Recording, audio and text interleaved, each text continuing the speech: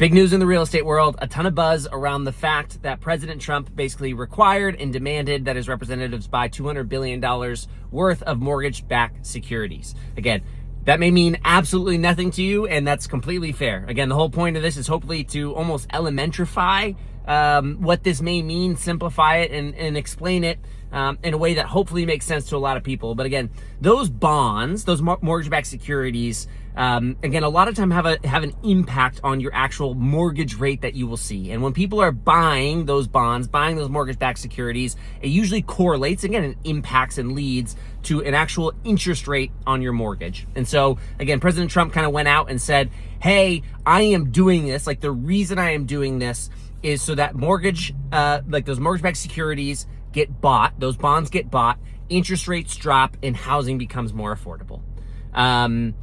In isolation, I agree that lower interest rates lead to more affordability.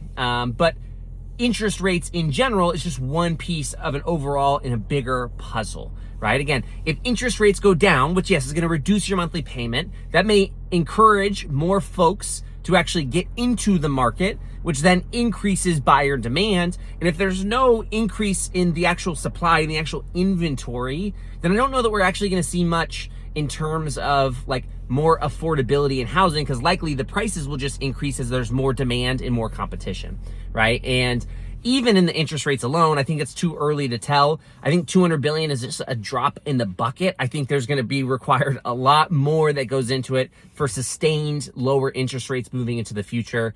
So what does this really mean for you?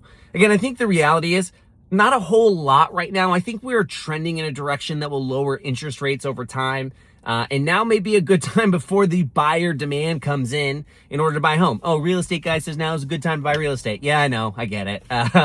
But again, I just wanted to put that in perspective, maybe help answer what some of this news, what you're seeing and what it means. And again, if you ever have any questions about anything, let me know. Because again, we're on day 9 of trying to put $100,000 back in the pockets of military families in just 1 year. And we're making progress. So I'm excited about that. If you have any questions, let me know. You can always leave a comment and I'll make sure to answer it. And I appreciate you. See you tomorrow.